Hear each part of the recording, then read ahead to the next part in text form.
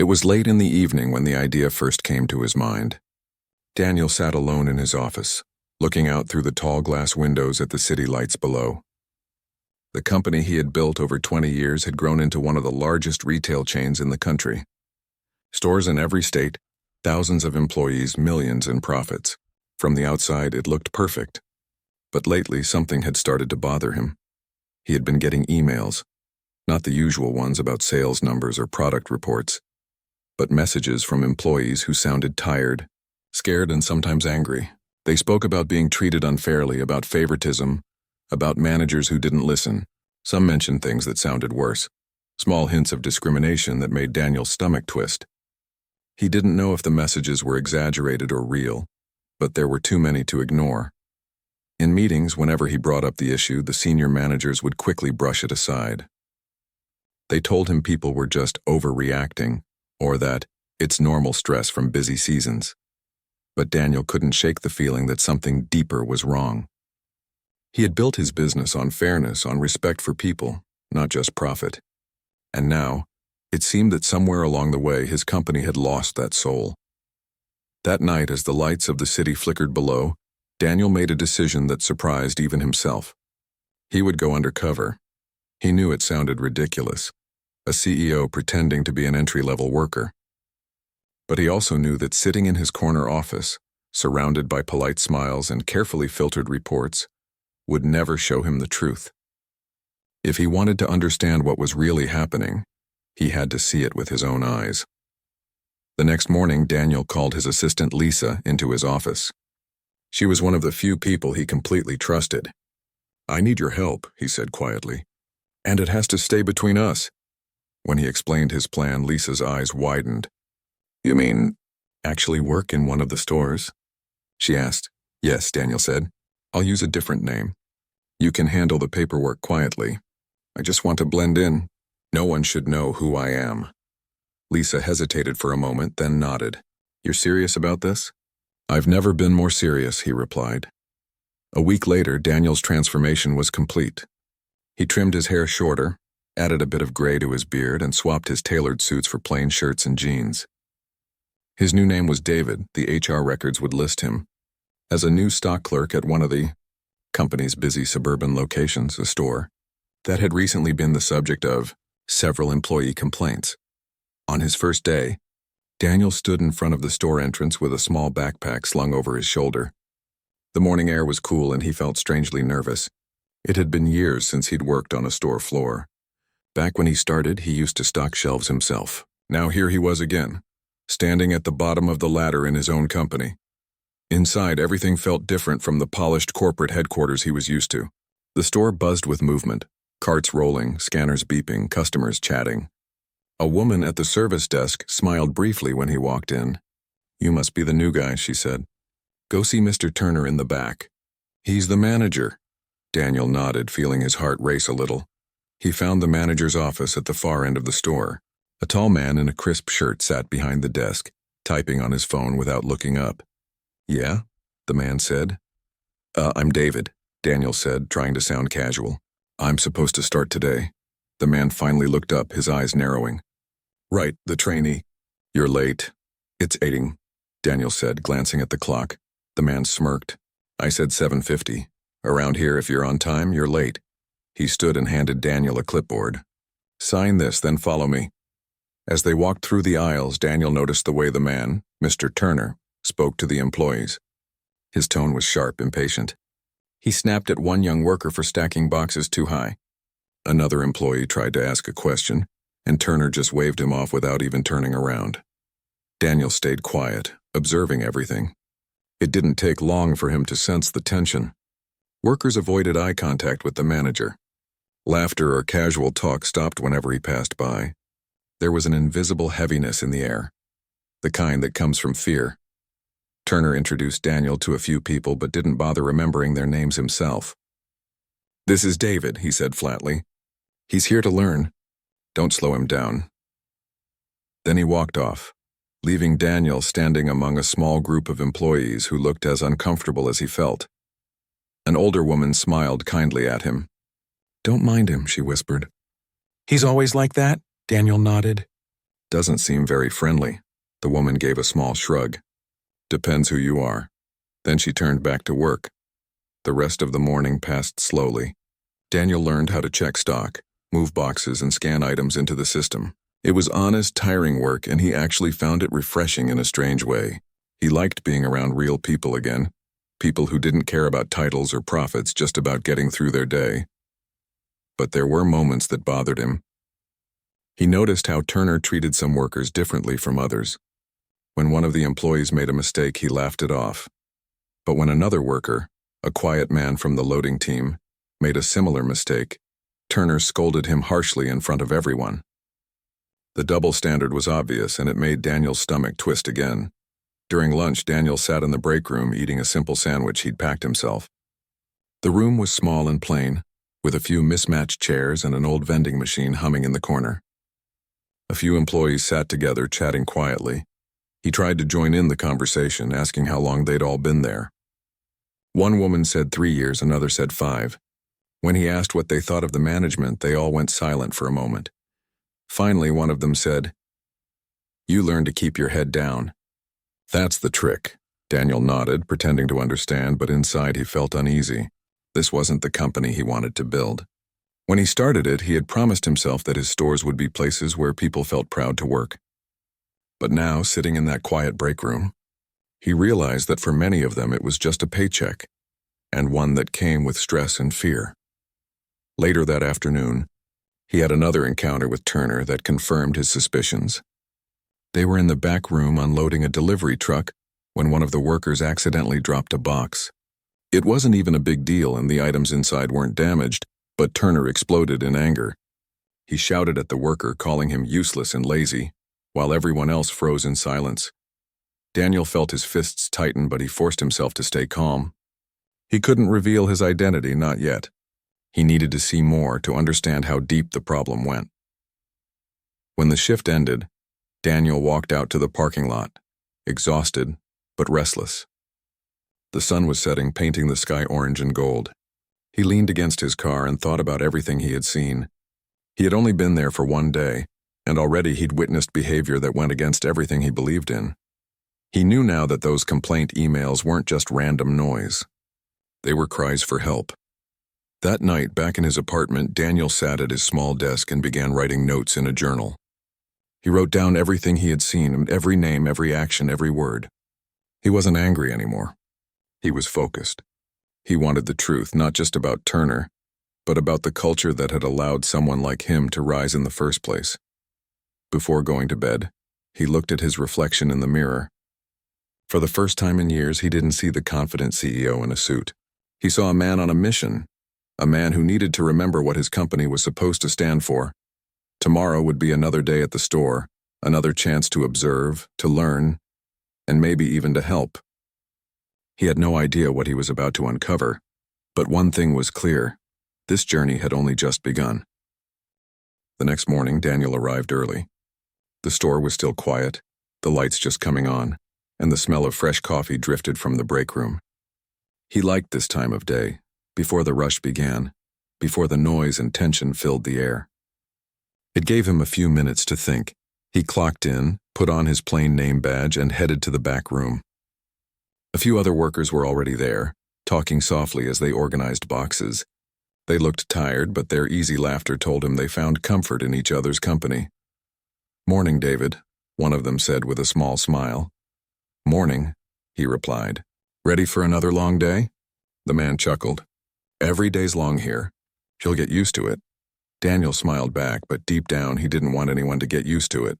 Work shouldn't feel like something people had to survive. A few minutes later, the manager walked in. His sharp voice filled the room immediately. "All right, let's get moving. I don't want anyone standing around."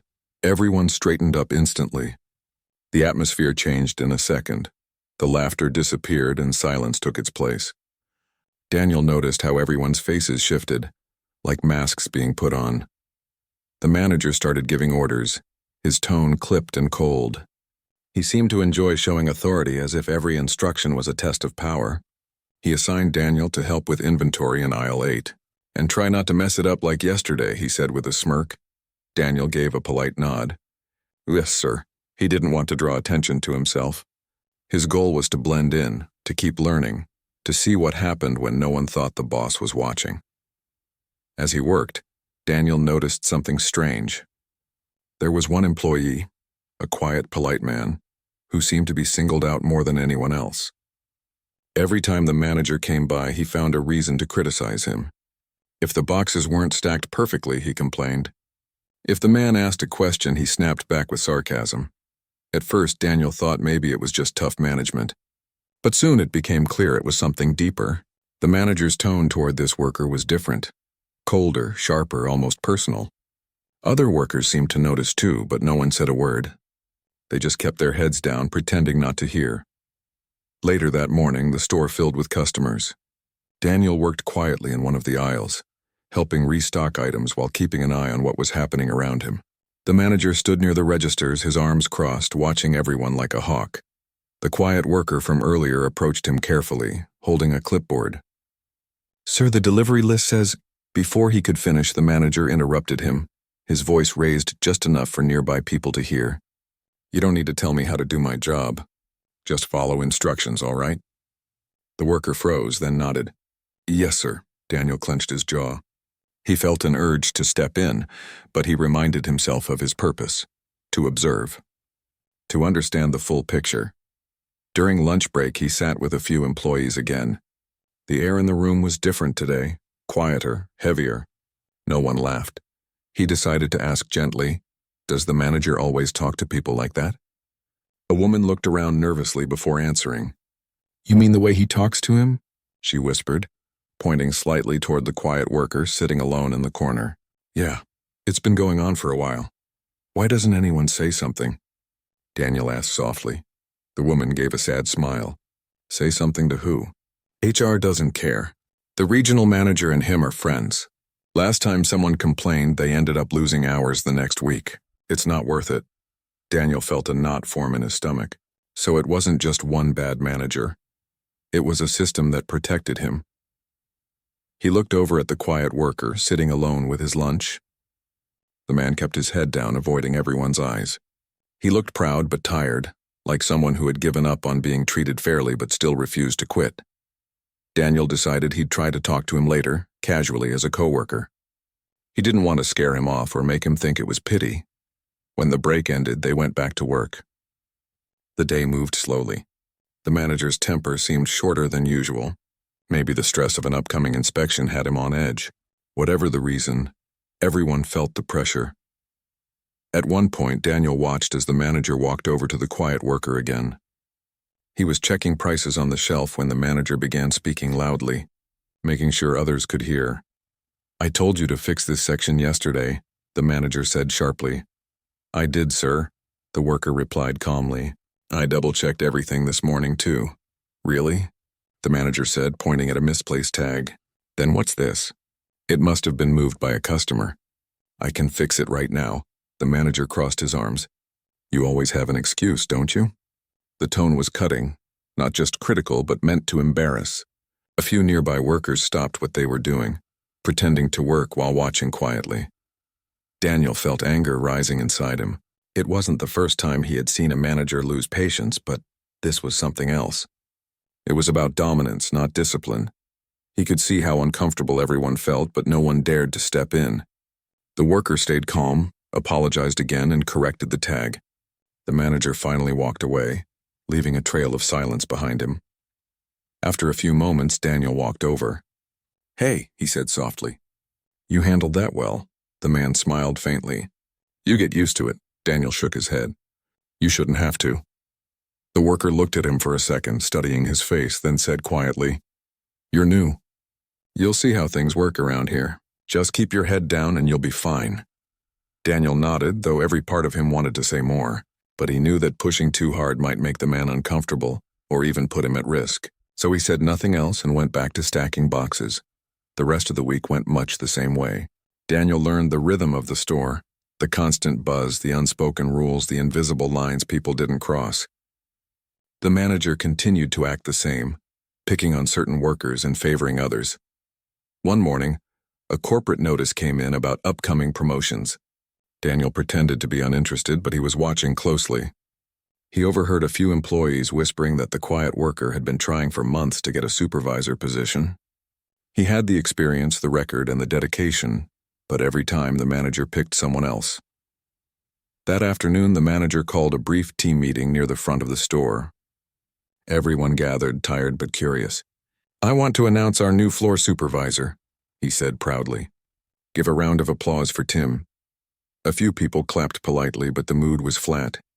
Daniel noticed the quiet worker standing at the back, his face expressionless.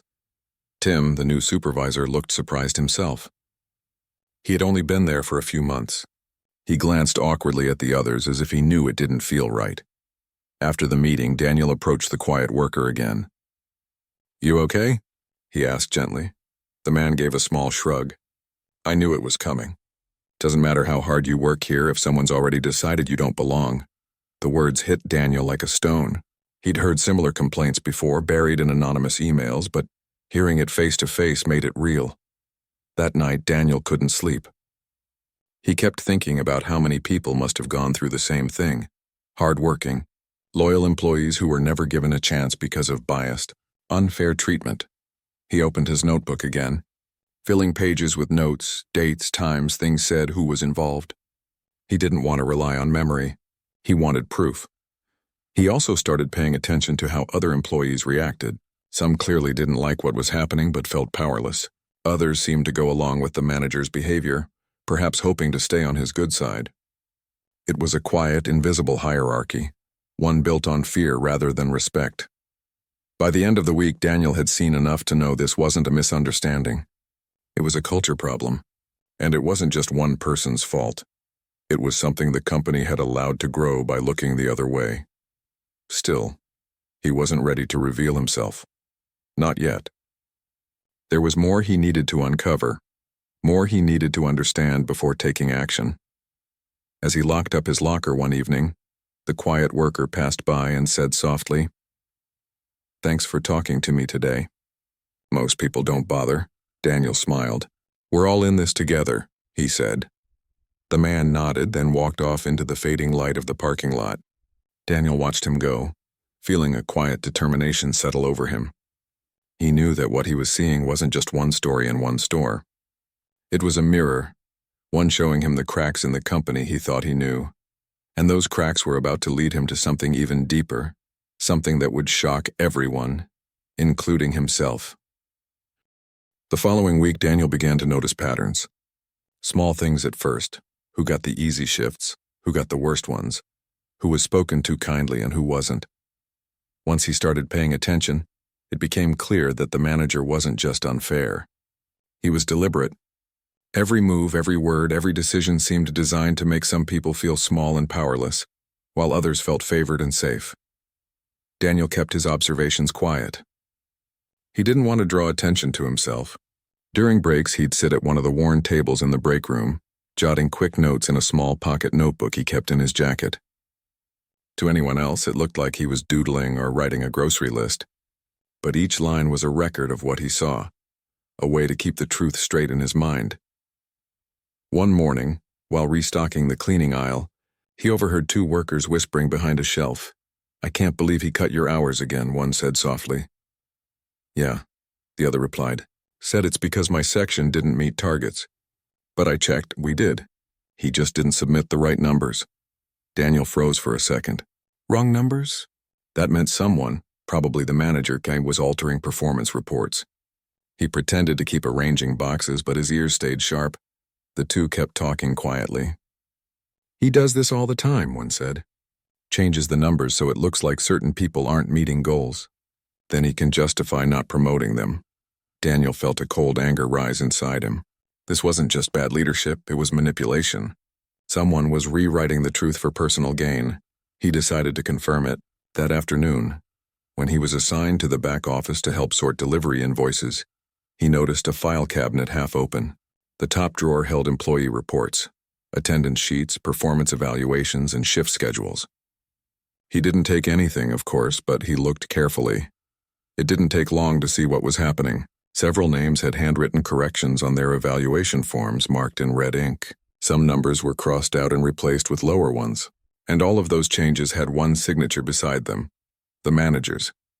Daniel closed the drawer slowly, his mind spinning. He needed to be careful. If he acted too soon, he could blow his cover. But he also couldn't stand by and let innocent people lose opportunities because of one man's cruelty. Later that evening, as the store was closing, the quiet worker he had been watching, the one who kept being targeted, stayed behind to finish his shift. Daniel offered to help him carry boxes to the back. "Thanks," the man said. "I could use the help." They worked in silence for a while, the sound of tape and cardboard filling the air.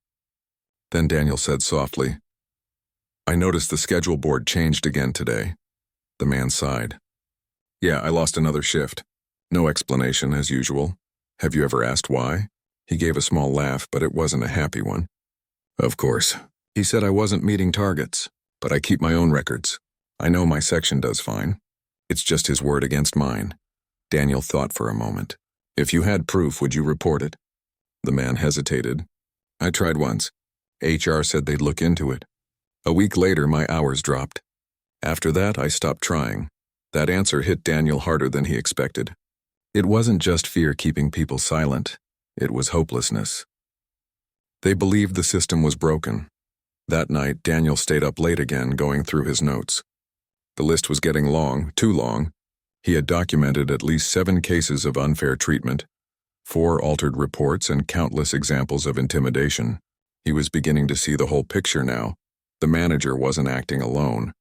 Someone higher up must be ignoring it, maybe even benefiting from it. A few days later, a regional supervisor came to visit the store. Daniel watched carefully as the manager greeted him like an old friend. They laughed together in the office before walking the floor. Daniel noticed how suddenly everything changed. The manager was all smiles, polite and professional, complimenting employees, pretending to care. The workers played along, of course. Everyone knew the drill.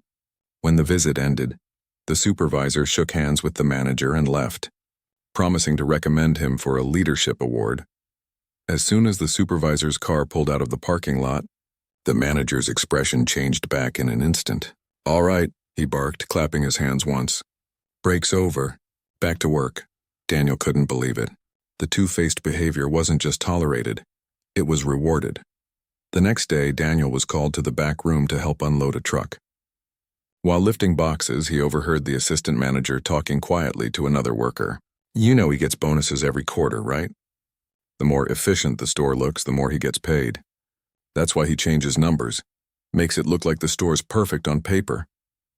Daniel's stomach turned. It made sense now. The altered reports, the false evaluations, they weren't random acts of meanness. They were part of a plan to make himself look good, no matter who got hurt. He realized he needed evidence, something solid that would hold up when he finally revealed who he was.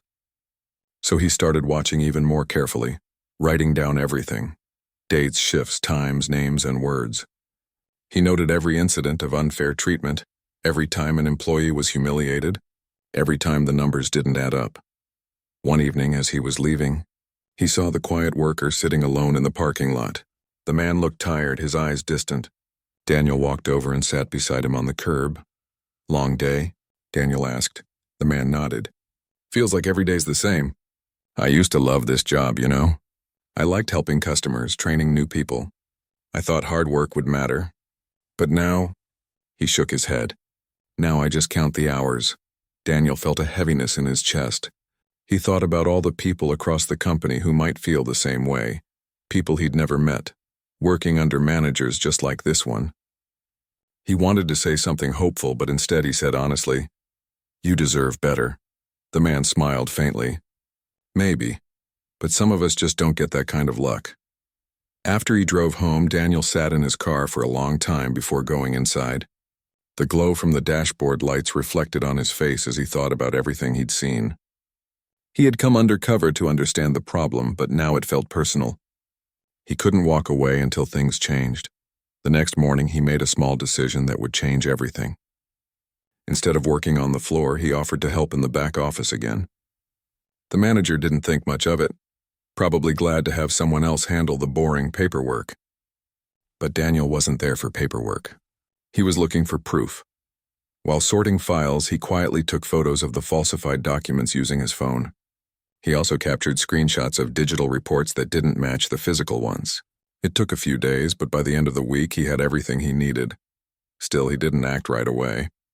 He wanted to see how the manager would behave when things didn't go his way. So one afternoon, he deliberately made a small mistake, misplacing a few boxes, just to see how the man would react.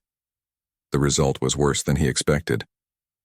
In front of several employees, the manager raised his voice, blaming Daniel for slowing everyone down. "You're as careless as the rest of them," he said sharply. "You people just can't follow simple instructions." The words echoed through the room. Everyone went silent. Daniel stayed calm, nodding slightly, pretending to take the blame. But inside, his decision was made. The line had been crossed too many times. That night, he called Lisa, his assistant at headquarters. "I've seen enough," he said quietly. "Get the board ready for a surprise visit." Lisa paused. "Are you sure?" "I'm sure," he said. "I've got all the evidence we need. But I don't want to just fire one person. We need to change the system that let this happen." Over the next few days, Daniel continued working as if nothing had changed. He laughed with coworkers, stacked shelves, and followed orders. But deep down, he knew the truth was about to come out. The store felt tense as the weekend approached. Whispers spread that corporate was sending someone for an inspection. The manager was nervous, pacing around, ordering everyone to clean and organize every inch of the store. He wanted everything to look perfect. Daniel watched quietly, hiding a small smile. He knew what was coming. The morning of the inspection arrived. The employees gathered early, dressed neatly, ready for another long day. The manager stood near the entrance, trying to act confident. When the corporate car pulled up, he straightened his tie and smiled. But when the door opened and Daniel stepped out, no disguise this time. No fake name tag. The color drained from the manager's face. The workers looked at each other in confusion. Some gasped softly. Daniel walked forward calmly, his voice steady but firm. "Good morning, everyone," he said. "My name is Daniel Porter. I'm the CEO of this company." For a moment, the store was completely silent. Then slowly, realization spread across every face. And as the truth began to sink in, everyone knew something big was about to change. Everyone stood frozen for a few seconds, unsure what to do or say. The store that had always been filled with noise and motion was suddenly silent. The workers looked from Daniel to the manager, their eyes wide with shock. No one had expected this. Daniel could see the confusion in their faces, and he smiled gently. "I know this is a surprise," he said, his voice calm. "I came here under a different name so I could see what life is really like inside my own company. I didn't want special treatment. I wanted the truth." The manager's face turned pale. He opened his mouth to speak, but no words came out. Daniel turned his attention to the employees. "For the past few weeks, I've worked beside you. I've stocked shelves, cleaned floors, and helped customers. I've seen how hard you work, how much pride you take in what you do, and how little appreciation you've been given for it. I've also seen how unfairly some of you have been treated." A few of the workers glanced at each other nervously. Some looked down, afraid to make eye contact. The manager finally found his voice. "Sir, I didn't know it was you," he stammered. "If I'd known..." Daniel raised a hand, stopping him. "That's exactly the point," he said quietly. "You shouldn't treat people with respect, only when you know they're important. You should treat everyone that way every day." The words hung in the air for a moment, heavy but true. Daniel stepped closer to the manager. "I've seen the way you speak to your team, the way you humiliate and belittle people in front of others. I've also seen the reports you've altered, the hours you've cut, the promotions you've blocked, the false numbers you've submitted to make yourself look better." The manager's eyes widened. "That's not true," he said quickly. "There must be some misunderstanding." Daniel's voice remained calm, but his expression hardened. "I've seen the files myself, and I've got copies. You've been manipulating the truth, taking advantage of your position and destroying people's trust. This store might look perfect on paper, but it's been built on fear." The employees were still silent, but their faces told the story. Some were surprised, some relieved, and some looked like they might cry. Daniel turned to them again. "You didn't deserve this kind of leadership. You deserve better. Every one of you deserves to work in a place where you feel valued and respected, no matter your title or background." He looked back at the manager. "Pack up your things. You're done here." The manager looked stunned. Sir, please. I've already spoken to HR, Daniel interrupted. Your access will be removed by the end of the day. Security will walk you out. The room stayed quiet as the manager's shoulders slumped. He looked around, but no one defended him. The same people he had ignored or scolded every day now stood still, their faces unreadable. As he walked out, Daniel noticed something subtle but powerful, a collective sigh, like the whole store had been holding its breath for weeks. Once the door closed behind the manager, Daniel looked back at the team. I know this must feel strange, he said softly, but I didn't come here just to fire someone. I came here to listen. He walked to the center of the room and pulled a folded sheet of paper from his pocket. I've been taking notes every day since I arrived. I've written down everything I saw, the unfair scheduling, the lack of communication, the way people felt unheard. This isn't just about one manager. It's about how we as a company have lost touch with what matters most, our people. A young woman spoke up shyly. So what happens now? Daniel smiled. Now we rebuild. He explained that he would be launching a full internal review of management practices across all stores. Anonymous feedback channels would be reopened, and employees would be encouraged to speak honestly without fear of losing their jobs. He promised new leadership training programs and fair promotion systems that focused on performance and respect, not favoritism or connections. But most importantly, he said, we're going to make sure every single worker in this company feels safe and appreciated. That starts here, with all of you. For the first time since he had walked into the store, Daniel saw something new in the employees' eyes. Hope. Real hope. He spent the rest of the day walking around the store, talking to people one by one. Without the manager there, the atmosphere changed completely. The laughter came back. People spoke freely. A few even told him stories of times they'd wanted to quit but stayed because they cared about their coworkers. One older employee told him quietly, "We've been waiting for something like this for a long time. Thank you for seeing us," Daniel nodded. No one should have to wait this long to be treated fairly. That afternoon, he asked the quiet worker he'd come to respect to meet him in the office. When the man walked in, he looked uncertain, as if he wasn't sure what to expect. "Please sit down," Daniel said kindly. "You've been through a lot these past few weeks." The man gave a small smile. "Guess we all have." Daniel leaned forward. "I read your file. You've been with this company longer than almost anyone else here. Your record is spotless. The way you've handled yourself under pressure, that's something special." The man looked down, embarrassed. "I just try to do my job." Daniel smiled. "You do more than that. You set an example, and that's exactly the kind of leadership this company needs." He paused for a moment, letting the words sink in. "I'd like to offer you the position of floor supervisor. Officially this time." The man's eyes widened. "Are you serious?" Daniel nodded. "Completely. You've earned it." For a moment, the man didn't say anything. Then he stood and shook Daniel's hand firmly. "Thank you," he said quietly. "Not just for this, but for seeing what was really happening." Daniel smiled.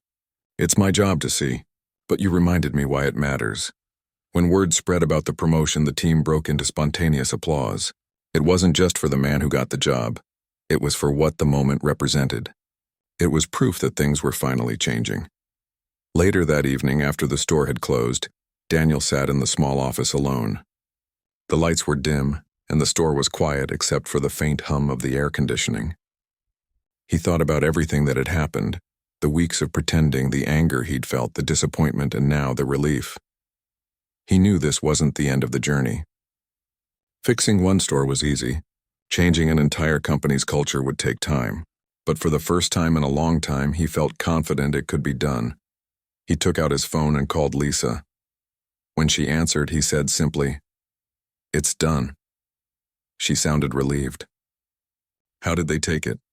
"Better than I expected," Daniel said. "They deserve better leadership, and they're finally going to get it." He paused for a moment before adding, "We're going to start a new program, something that connects the top of the company with the people on the ground. Real conversations, real visits, no more filtered reports. If we can't see the truth ourselves, we don't deserve to lead." Lisa smiled through the phone. "That sounds like the company you always wanted to build." Daniel looked around the office one last time. It will be again. The next morning, he met with the team once more before heading back to headquarters.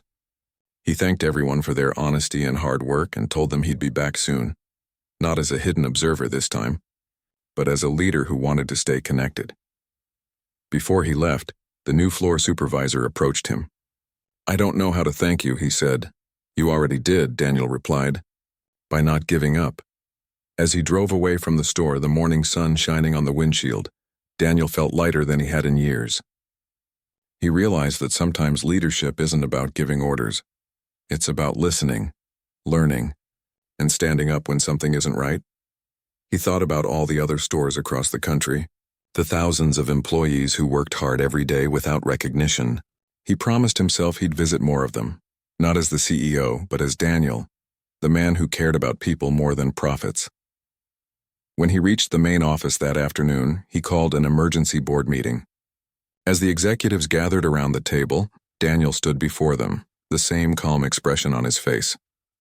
"I went undercover because I wanted to understand what our people really go through," he began, "and what I found was a company that's grown too fast and forgotten its heart. We've lost touch with our values. That ends today." He outlined everything he had seen and proposed a new initiative focused on fairness, communication, and respect. He wanted store managers to be evaluated not just on sales numbers but also on employee feedback. He wanted transparent promotion systems, better training, and regular visits from senior leadership, not just for show, but to listen. Some of the executives looked surprised, others thoughtful, but no one disagreed. They knew he was right.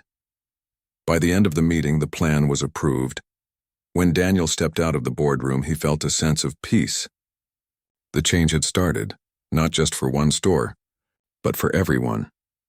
And as he looked out the tall glass windows of his office that evening, watching the city lights flicker below, he felt something he hadn't felt in a long time: pride. Not in the numbers or the profits, but in the people who made it all possible. The journey that began with doubt and disguise had led him back to the heart of what really mattered: respect, honesty, and humanity, and this time he knew he wouldn't lose sight of it again. Weeks passed after Daniel's undercover truth came out, and slowly, the entire company began to change. The story of what happened at that store spread quickly, not because Daniel announced it, but because the employees did.